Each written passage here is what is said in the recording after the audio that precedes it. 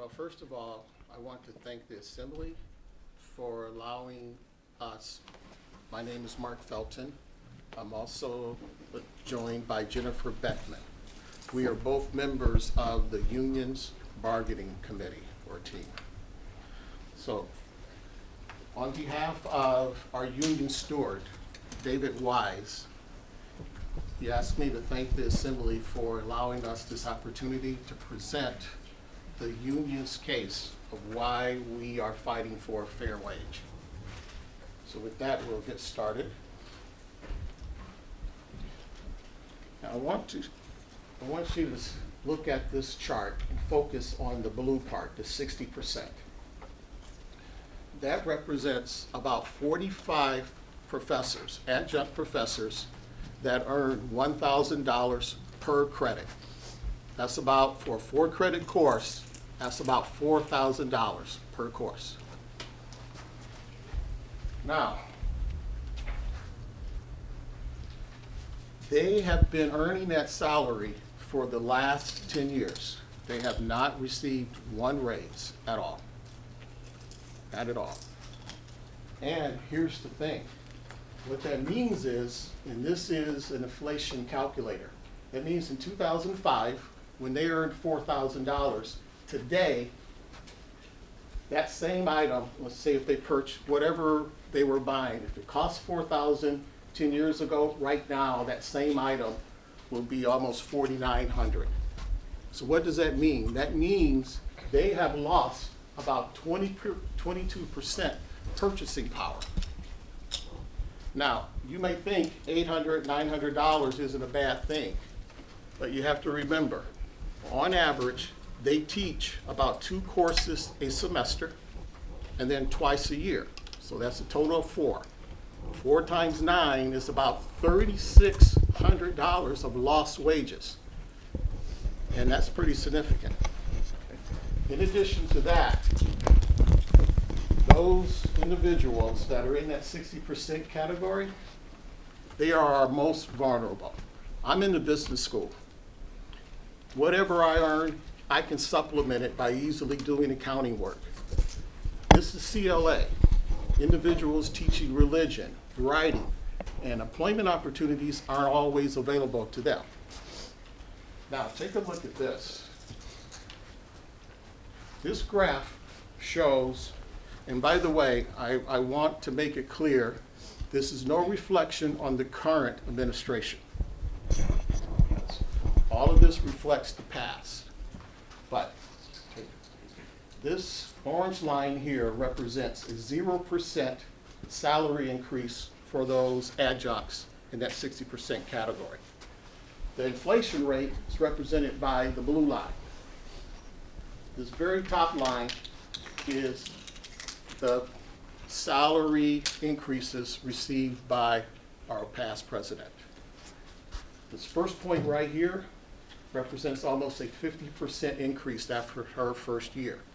Now, why do I share this? I share this for a couple of reasons. And I want to read a statement from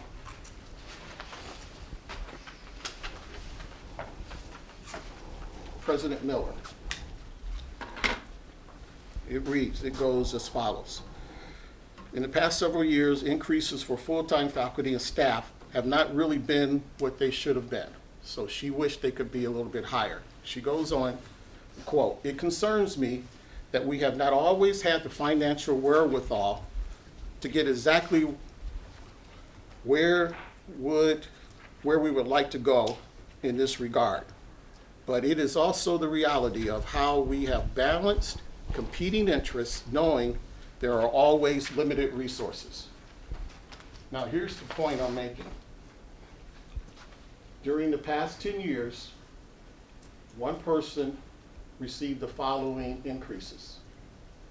CLA professors on average received 0. The point being this, oftentimes the budgets are balanced on the backs of those least able to afford it. Because clearly raises are being given.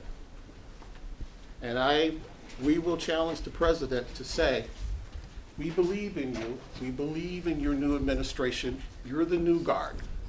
We're asking you to do the right thing.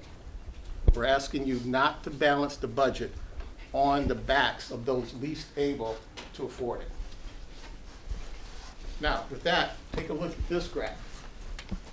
This graph represents how much money is spent on construction, percentage-wise. Instruction, yes. Sorry. It's about an 8% decrease from 2010. It means fewer and fewer of the tuition dollars are going towards the cost to teach. This graph speaks for itself as well. Of the ACT schools, Hamline spends the least amount on instruction. To me, that's troubling. Now, I want to put a face with this story. How many of you know David Weiss? Is anyone? Okay. David is the union steward. I can attest, this man is a man of integrity, he's honest, and he wants to do the right thing, and he believes in partnering with with the administration. Okay. Here's his background. He's been with the university since 2005, a little over 10 years about. He also is a man that has a family. He has grandchildren. He teaches religion here. He's one of those that earn the $4,000 for a 4-credit course. Here's the problem with that. This individual was working on his PhD. He had to drop out because he could not afford to continue. He makes ends meet. He feeds his family by Monday, Wednesday, and Friday driving a truck. Now think about this. This is a man that has a master's and almost completed his PhD, and in order to feed his family, he must drive a truck delivering food Monday, Wednesday, and Friday. To me, that just doesn't ring right, doesn't seem fair, especially in light of the past increases that were given to just one individual in administration.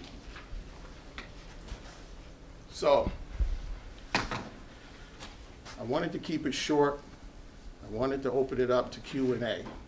If anyone wants to know why the union was approved here, why the adjuncts voted yes for the union here versus St. Thomas voted no, I was there at St. Thomas. I can tell you why, and I was also here. But I'll leave it open to Q&A. Could we start with that question, actually? Yeah. Okay. Now, this is in President Miller's defense and her administrative team. They just had bad timing. That's it. All right, I'm going to start back with St. Thomas first. The new president of St. Thomas, President Sullivan, came in around 2013. Last summer, the adjuncts voted to not have the union. But here's what happened. President Sullivan showed leadership. She was the new president. She sent out an email and said, come together, adjuncts, let me organize. I hear that you're thinking about organizing. Give me a chance. I'm new. Give me a chance to make things right. That's what I'm asking. So vote no, but trust in me. And sure enough, she kept her word. And she brought the salaries up to about $5,000 for most of the professors. Now here's what happened here. We organized in 2014. President Hanson was here then. She was about to leave. We didn't know that. President Miller didn't come in until this year. The union had already organized. We, as an individual, we can't run around the campus and try to organize our fellow adjuncts. One, we don't know them. And two, one individual trying to do that is almost impossible. Okay. So we had to bring in the union to organize us. There was no leadership at the admin level at that time to say, let's do the right thing. You don't need the union. The union is here now. They're here to stay, and they are doing the right thing by us. But the administration had the first right of refusal. Okay, any questions related to that? When was the refusal sent out? And was that the first real bargaining you guys had done? When was the refusal sent out by admin? Okay, well, so I can tell you my personal story, or part of my personal story. As far as like the first union organizing, first formal unionizing, organizing, when SEIU came to campus, that's true. That I've been here now. I'm in my 11th year here, and I've been teaching an average of 5 to 6 courses a year at Hamline. I went to the administration and asked for a raise, and the conversation didn't have anything to do with merit or teaching. I was told outright, it's not going to change. This is a way to save money. That is what the administrator said to me. When we started to organize, so that was several years before, when we started to organize and we had a meeting with administrators, that conversation went very, very differently from the conversations at St. Thomas. When I was sitting in the room with 4 deans, and what they said to me were things like, well, we raised the summer courses by $200 a course, $50 per credit, just summer courses. Isn't that, along the lines of like, we've been doing great things. There was no, they were very, very, I remember also it was sort of like, do you think like if we take you out for dinner more and make you feel more of a connection, would that, it just was, there wasn't, there was not going to be change here without any. And then the other thing, the narrative now seems to be that the adjuncts at St. Thomas were somehow more reasonable or something. I gather from, I don't know what was, okay. The way things were settled at St. Thomas was we will wait and we will give President Sullivan a chance. We weren't, nobody asked us anything like that. That was not, To piggyback on that. Yeah, President Sullivan asked the adjuncts. She put together a committee of adjuncts to say, come help me design a program, design a comp pack that will satisfy you. As Jennifer said, she approached admin. And now their big question is this.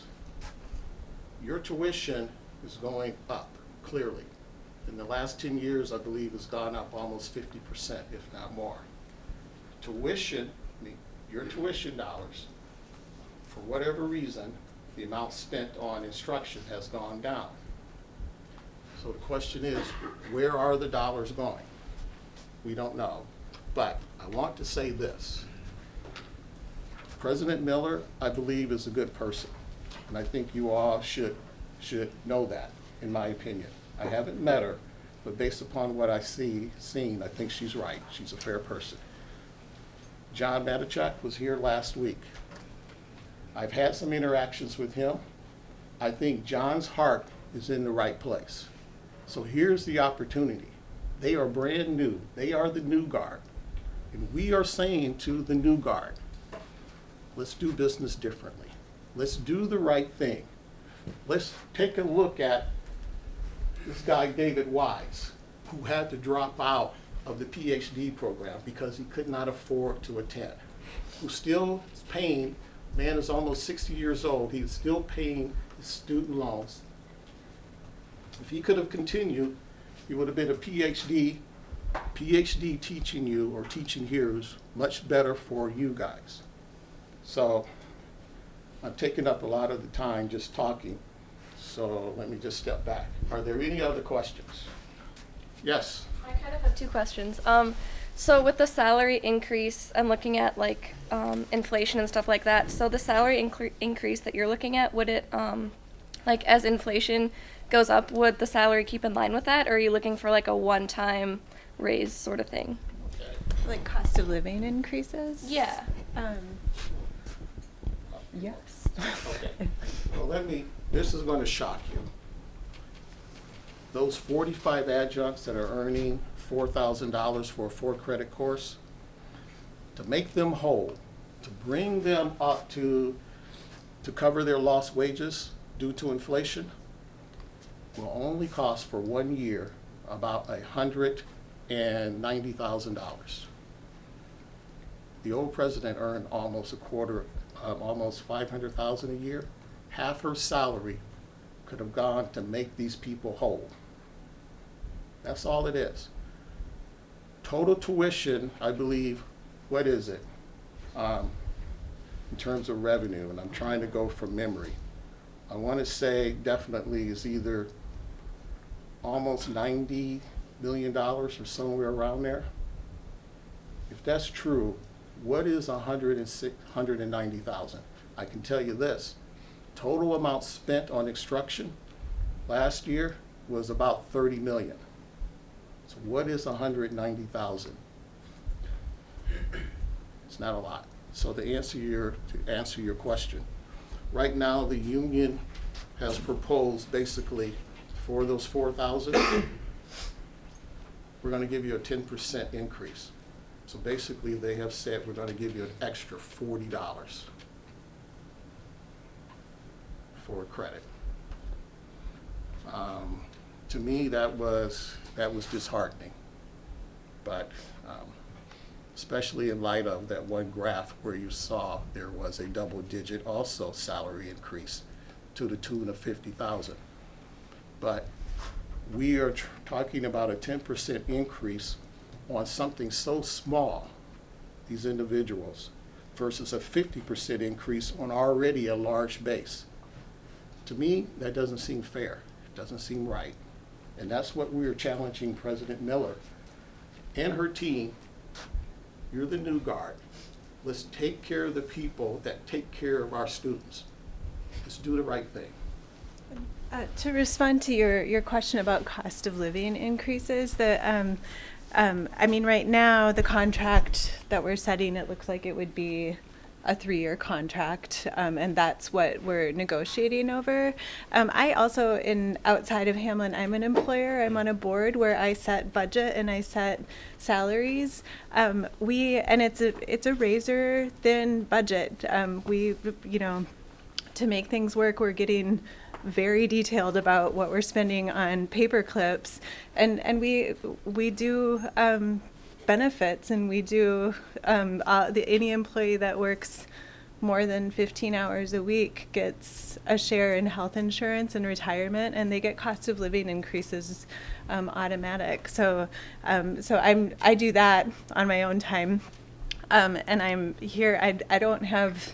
I mean, just like women in the room think about, I don't have health insurance from this job. I'm not full-time at Hamline, and I think that's another, you may have been told, I'm not asking to be paid full-time for something that is part-time, but I'm what I earn for the amount of education and the time that I spend. I would be hard-pressed to find something where the pay is worse. What the hourly breakdown is, it's. I don't know if you knew this, but pre-President Hansen, is there a standard that there is a rise of, like, the adjuncts would receive a raise for the inflation? Was there like a? There had been increases before. I was here the year Hansen started, and when we've been tracking, there had been increases then. There wasn't the kind of like what I told you about for the organization where we have a grid that we follow, so it goes up just by longevity, and there's a bunch of other variables that we consider. There wasn't something that organized, but there had been increases. And I will say, when I was hired in 2005, my department chair who hired me was both like, she prefaced what I would be paid with embarrassment and apology, which was the same that I'm being paid now. She was, we really want you. I'm really sorry. This is all that we're able to offer adjuncts. So that was, it wasn't as though this, you know, pre-inflation sum was, you know, something that was bloated and needed to be brought down. It was already an issue. Can you guys speak on your proposal and kind of like give us an understanding of that? What's in the proposal, basically? Yeah. Sure. One, what we're asking is for the 4,000, those individuals earning $1,000 a credit or 4,000 for a 4-credit course, pay them a fair wage. Make up for this past 10 years. So at a minimum, bring them up to about $5,000 at least. Because it's estimated that cost is less than $200,000 a year. We're also asking for this. The right, we call it good faith consideration, but basically what it means is if you've been teaching here for a couple of semesters, obviously if you're still here, you must be performing well. So give us some future warning. Some warning that yes, you will be teaching next term and the term after the following courses. But right now we kind of hear what we're going to be teaching about the middle of this semester for this upcoming spring term. Also, give us the right of first refusal before you bring in someone new. Now, I can tell you my personal experience. I'm teaching 2 courses right now here. I'm not teaching next term. No one came to me to say, Mark, just want to let you know you're not teaching next term. Instead, 3 new members who have never taught here are teaching the courses. 1. 2, I have been here now, I think I've taught maybe 3 or 4 semesters. With the exception of 1 class, my evals have been pretty decent. 1, I'm a CPA. 2, I have real world experience, beginning with an accounting manager, controller, up to even acting as a CFO. I also have credentials in terms of fraud, in terms of just how to investigate. Bottom line is this, wasn't even told, wasn't even given the common decency of saying, Mark, just wanted to let you know, you're not coming back. And you're not coming back for the following reasons, nothing. Well, it's okay for me, I have other options. But that happens in CLA as well. And if you're like a David teaching religion, it's not easy for you to find another job in the next 6 or 8 weeks to feed your family. So that's the second piece. We call it good faith consideration. The other thing is, like David, and this is true, his student loans now exceed his retirement fund. Now that's not good. So we're asking for some type of retirement benefit. We're not asking for a lot. We're asking right now for 1, the ability to contribute, and 2, we're asking the administration to fund, I think right now, it's either 25% of whatever we put in. But no, I'm not really on the details. But basically it comes down to a fair wage, common decency of forewarning, whether you're going to teach or not, as much notice as possible. And then 3, let's do something with retirement. And then for those individuals that have a PhD, let's pay them a little bit more because they are truly adding a lot of value. That's it in a nutshell, basically. Yep. I was just wondering if you could speak. We've all received David's response to President Miller's email. I was just curious if you guys had your own thoughts on the email that was sent out to all of campus, and if you would change anything or address different parts of it. Well, I have a response to that. I think the way that David Weiss responded, I don't know if you've seen his response, to me was right on. Okay. But keep this in mind, you guys. What President Miller said in her address, as president, I don't think she had too many other options. She must protect the interest of the university. But what we are saying is, let's step back, because you're at this level, but bring it down and look at truly what some of your adjuncts are paying or earning, and do the right thing.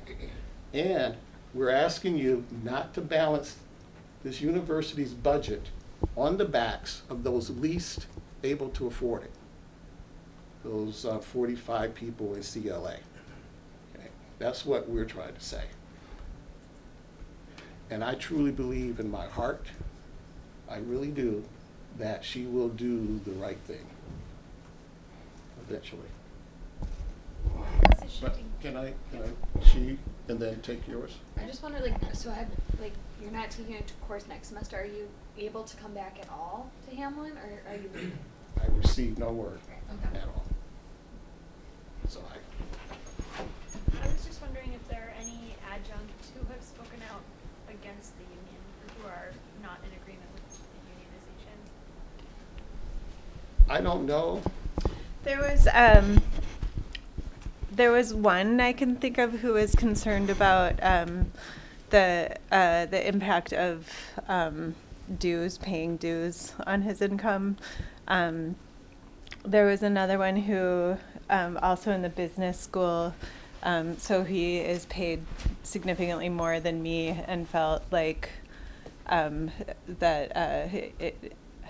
it's hard for me to articulate his concerns because I didn't agree with it, but felt that somehow those of us in CLA would be, or in the humanities would be, dragging down the people in business who make more. Yeah, it was. Yeah, there were like a dozen people who voted no. I didn't talk to them about why. I talked individually to people who were afraid, who just felt like this would be raising a ruckus. Yeah, there were. I didn't feel like there was much. I mean, I described I love teaching and I really love students. I'm very smart. I work very hard at my job, but I didn't feel that I was protecting much in not speaking out. I think there's bigger issues at stake, the future of higher education, just in general, the overall devaluation of education in our culture, the idea that certain disciplines that don't generate immediate revenue don't need to be valued is it's just, it's a really skewed view of the world. To have critical, flexible thinkers, you have to have. You all chose to come to a liberal arts college for some reason, presumably because there's some buy-in to this idea that this is different from a vocational degree. But, yeah. Chloe, let me come right back to you. I just want to also add this to what Jennifer said. It's one, the union voted 80% of the adjuncts voted yes. So that means about 20% no. So the overwhelming majority was in support of it.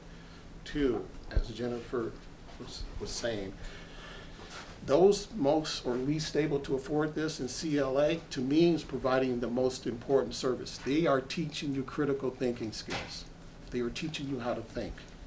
So that when you come to take my class, you're basically already there. When you go out into the real world, you know how to problem solve. And that's what I'm going to ask you guys. Critically think through this. You heard on John last week. You're hearing me and Jennifer this week. Just listen to the message, fact check, and then you decide, critically thinking through what is right. What's the right thing to do? Chloe? Well, first, I'm actually really shocked that you're not coming back because you are a great teacher. But do you know if, I guess anyone, do you know if student involvement goes further than course evaluations, or is that the only input from students for their teachers is through course evaluations? Student involvement would have more impact than anything else. yeah, course evaluations are, I mean, they Is that, have like, the impact only way too, out but. of right now that students kind of have a say? It's just like reflecting on their experience. Yeah, I think, I mean, it sounds like it's such a diminished thing to say, like, wear a button, like, we'll get you buttons if you are just talking to each other, sharing what you've been able to learn with each other, but being vocal with administration. If this is something that's important to you, I mean, I remember being a college student and thinking that, you know, feeling similarly, like that this was just a machine that that was moving forward without me. That Hamline's a tuition-driven college, so and you are all paying tuition.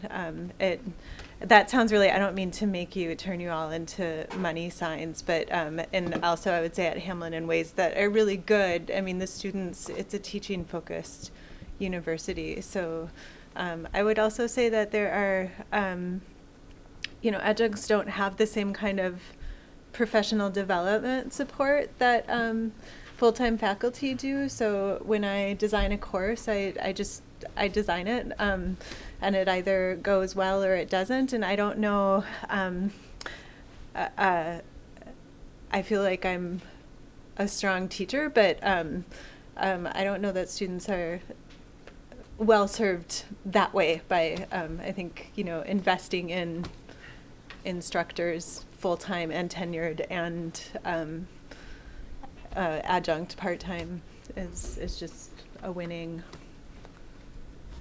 strategy.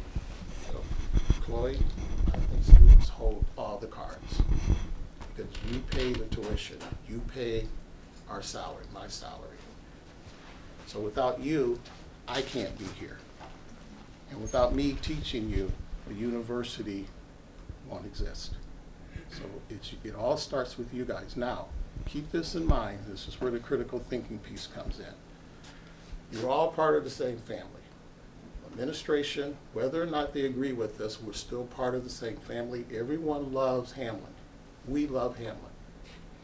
So we want to be smart in how we approach things. That includes the union. We don't want to do things that will hurt long term, because eventually we're going to come together. So when we do, we want to be able to shake hands and truly feel that we did partner together, we worked together, and we did it in the right way. So that's, just keep that in mind. You hold the cards. Okay, so according to your chart, you have 21% of adjunct faculty already making the 5,000 per 4 credit course. 60% of the adjuncts. 21% making the 5,000.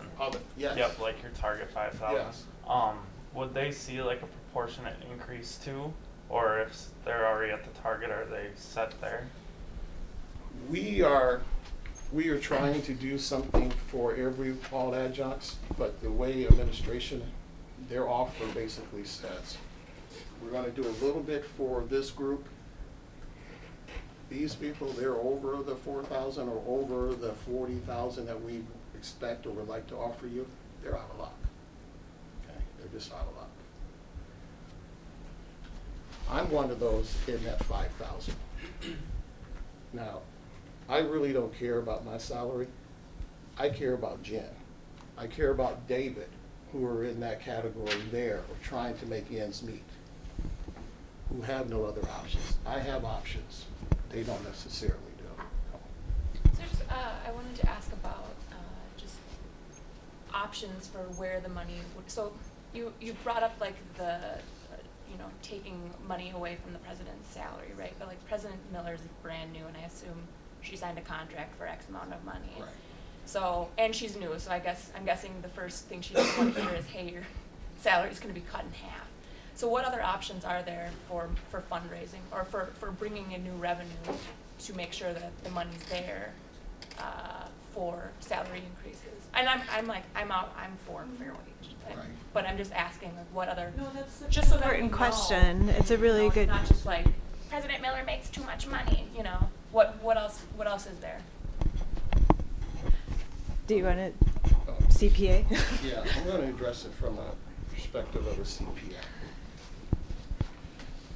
The bottom line shows, net income shows a figure. But what that figure doesn't tell you is what cash flows are. So let me back up a bit. Depreciation expense, meaning these buildings are depreciated every year. That is a non-cash expense. So let's say it's $3 or $4 million. That's $3 or $4 million that reduces net income, but it wasn't due to the outlay of cash. What that means is that's money available for other uses. In addition to that, the statement of cash flows is really, because cash is king.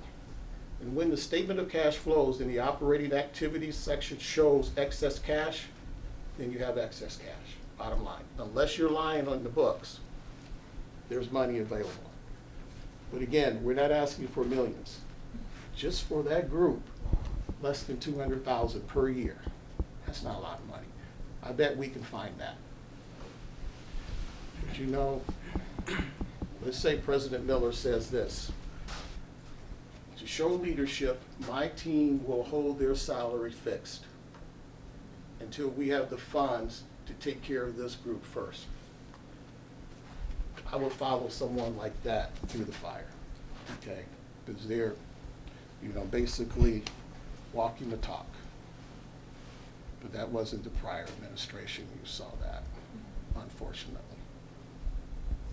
We're running out of time, so just a couple last questions. Okay, I want to direct a question directly to you. You said you teach about 5 to 6 classes or courses a year.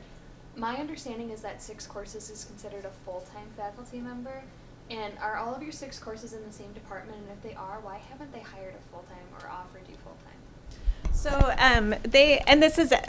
ethically I agree with this. If a new position opens in the English department, they do a nationwide search. And that's, just thinking about affirmative action, I think it would be, in general, I don't believe companies should hire from within if there's a diversity issue. There's many others. So, but what I've been told and what I believe is that I'm a much better deal this way, financially. We tend to be people who worked really hard in school and show up when we say we will, and I don't turn away students just because, I think Mark said something about balancing the budgets on our backs. I really genuinely feel like the budget's balanced on my back. The other thing that's really important, and I think this is really important, nobody in the union has ever suggested that the full-time faculty are overpaid. I don't have advisees. I don't have, this one's controversial. I'm not responsible to produce research here at Hamline. The reason I say it's controversial is because in order to do a good job of teaching, it's not like I can just stop reading, or just read whatever fluff I want to read on my own time, like to stay. But technically, that's my own time. But there is, they do committee work. There's a number, so that 6 courses a year for a tenure track or tenured faculty member or a full-time faculty member they're doing a lot of work beyond that. I still anyway, that said, I still feel egregiously underpaid, but I think many times over in the time, I don't have the most seniority in the English department as adjuncts go. So one of the arguments is it would be too risky to create a full-time position because we don't know what's going on with course load and everything. But, every semester the English department anyway has quite a few adjuncts employed. So we're cheap.